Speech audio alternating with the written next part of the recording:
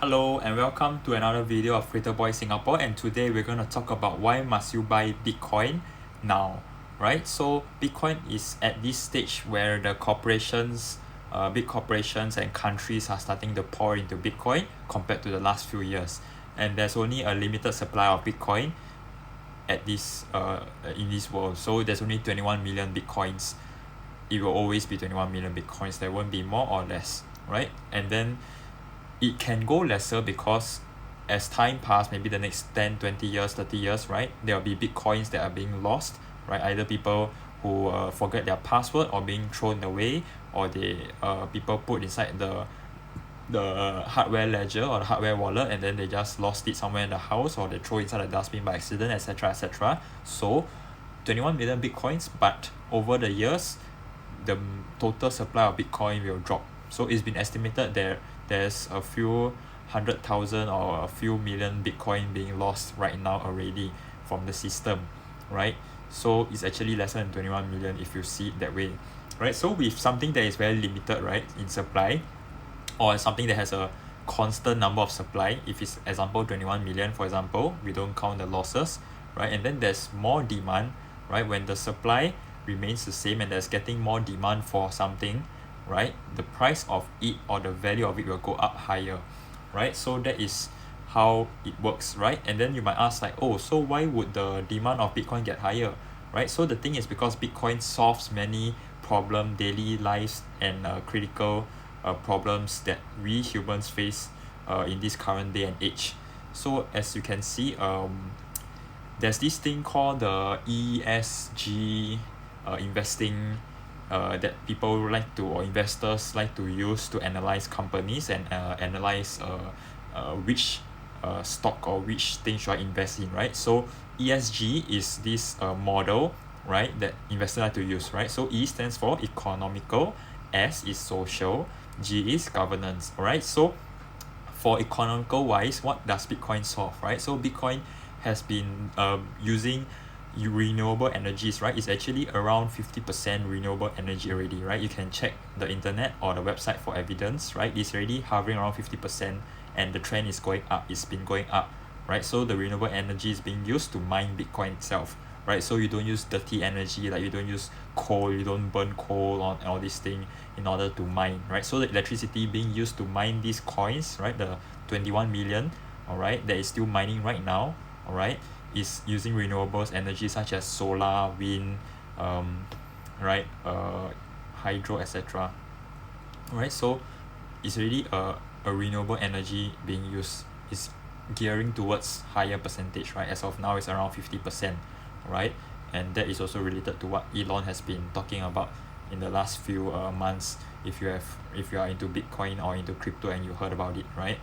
So Elon was quite inner about it lah, right? Which is a good thing because he wants the world or Bitcoin to be renewable as well, right? He don't want to have dirty energy dwelling in Bitcoin mining and all that, right? So that's the first, right? So Bitcoin has been already doing more renewables energy already, right? So the miners, right, the big corporation, the big mining companies have come together and come in the consensus that they don't use dirty energy. Instead, they use clean energy to mine the Bitcoins for the network, right? So this is a small little ecosystem, right? If you can see, it's a small little ecosystem on its own. Why is it so? Because think about it, if you are the mining company or you are the boss of the mining company, right, and you depend on your electricity in order to gain your profits, right? So of course, right, common sense, you want to have cheaper electricity, right? So example, if your electricity costs $1,000 a month, right, so you of course want to get cheaper electricity by all means, right? If you can get $500 electricity a month, of course you will get that option, right? So as the big mining companies themselves, or as miners, whether you are small or big, you have every incentive to, in this world, right, to find a cheaper, better alternative, right? So actually it's a small little like ecosystem on its own, right? It's actually a small little ecosystem that works hand in hand, right? It's a cycle. So why is that so? Because they always want to find a cheaper alternative for electricity to mine their Bitcoins, or mine the Bitcoins, or to get the profits, right? So that they can have more money and all that, right? So if there is a chance or a slight chance, right, or any news or anything or any research or new technology that then can help them reduce the price of electricity, they will by all means find that way to get a cheaper price, right? So if let's say some of them might even go to the extent of going forward and like building a team, right, a small team in order to research, right, into how to make electricity cheaper and various technology or various way to do it, right? As you can see that right now we have free energy coming from this big thing in the sky called the sun, right? So there's already like solar energy and all this, right? So there's technologies coming up every day, and as the years come by, people research, there will be better and cheaper ways to get electricity, right? So think about it, it's really a small mini ecosystem within Bitcoin itself about renewable energy and all, right? So why would they even like want to use coal and all that when they can use renewable energy? Is cheaper, right? And it's easier, right? Coal, you have to pay money, you have to waste time, and you might not have the resources and all that, right? So people talking about Bitcoin being dirty energy and all that is like they didn't research it hard enough, okay? Or they don't understand it at all. Okay, so let's talk about the second thing, which is social. So social part of the ESG, right? The S.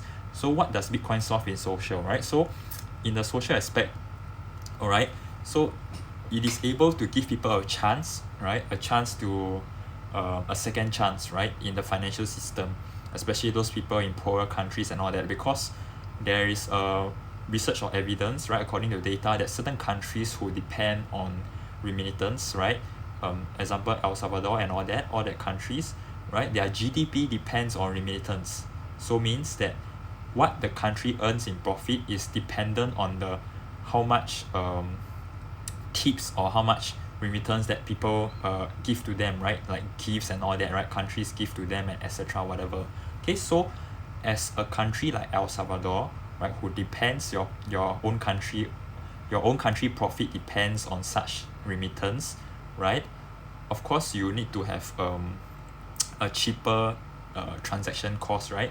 Example, if some person from other country were to give you $100, right, example your China friend or your USA friend, somebody give you $100, right, and then the cost of it from moving from their country to your country in El Salvador is like maybe what 8%, 30%, or like 25%, right? It ranges between 8 to 30%. So if it's, let's say, give you the best choice 8%, so you already lost $8 just from transacting from that country to your country, right? So what is this, right? So your whole GDP, which is supposed to be 100%, now becomes 92%. So your profits for as a country is lost just because of transactional costs, which is wasted, right? So I would say that Bitcoin itself solves this issue because it is able to have a free, so-called almost free transaction cost, right? Or maybe in the near future they will make it a free transaction cost as the technology of Bitcoin improve and all that, right? But as of now, it's almost negligible when you send Bitcoin over from one place to another. And another thing also is Bitcoin is, when you send from one place to another, it's almost instant, right? So it's like, even though the transaction speed is slow compared to other cryptocurrencies, but it is counted as better or faster when you were to do it the traditional financial way, right? You send from one country to another country, all this thing, you have to get approval from banks, approval from governments, take 3 working days, etc, fill up documents, fill up all this thing, right, prevent all the illegal activities and all that, right? So there's many things, right? Whereas Bitcoin itself solve all these issue, you cut out the middleman basically, right? So that is what Bitcoin solves in terms of social. And also for this last part of G, which is governance, right? So what does Bitcoin solve for governance, right? So Bitcoin itself is definitely more transparent than some governments in the world, alright? Will not name which country, but some countries the government are more opaque in terms of their policies and their financial instruments and all that, right? So there's many like layers or many policies, and it's very hard to tell what is going on behind the scene in the financial sector, right, for some countries, right? So Bitcoin itself is transparent, black and white what's going on. It's stated in the white paper of Bitcoin, right? So everything is laid out flat, right? You know how many coins are there, you know each transaction, who is the one handling, and where is the money going to, you know. Once you put your name in, you transfer, it is stated black and white, is printed or recorded throughout the whole history as a block, right? So it's there, you can't run away, you can't say like, oh, this person didn't do it or whatever, right? So it's there, and no one can choose to not show it because it's open for everybody, right? Whereas if some governments and all that, in terms of bank, they can say nope, I didn't do it, or etc. Okay, so that is also one way as to how they can how does the ESG, the G governance, right, help, how Bitcoin help, right, in terms of governance. Okay, so there are some Bitcoin. So Bitcoin itself, there's one segment of Bitcoin which is under they are the miners, alright. So there's also the developers, right? So Bitcoin itself is an ecosystem, a huge ecosystem where it works hand in hand, right? So one part of it is called the developers, right? So I'll go more into the ecosystem in future, and if you think this video helps so far, you can just give a like, right, thumbs up, and also subscribe for more future content like this, right? If any questions, more questions regarding Bitcoin, please leave a comment down below so that I can help answer the next videos to come. Okay, so I was saying that Bitcoin itself have developers as one part of the ecosystem, alright. They do not fully control Bitcoin, as in they cannot say, oh, I want to change this part of Bitcoin and it changed right now. So developers is a community where everyone have to accept that changes, and even the developers accept if the users, right, across the whole network, right, doesn't accept, and including the miners doesn't accept, right, then even if the developers themselves, the community accept, it is no point, because they develop but no one wants to use it, right? So that fork created by the developers won't even be accepted by the other two segment of the Bitcoin community, which are the miners and the users, right? So going back, right, the developers itself, some people have spoken to them, and I've seen some interviews and some Bitcoin developers. They have this very strong passion, right?